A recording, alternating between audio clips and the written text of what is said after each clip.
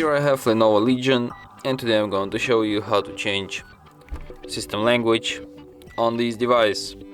So firstly you have to open settings, then go to the general settings, languages and input, languages, add a language. Here you have the whole list of the available system languages. So let's pick, for example, maybe Ukrainian, and then to set up Ukrainian as the display language, just drag it on the first place, and after that language will be changed automatically. So if you want to change it back to English, all you need to do is to just go to the налаштування, then загальне налаштування, мова та ведення мови, and drag English back on top. And that's it. Thanks for watching.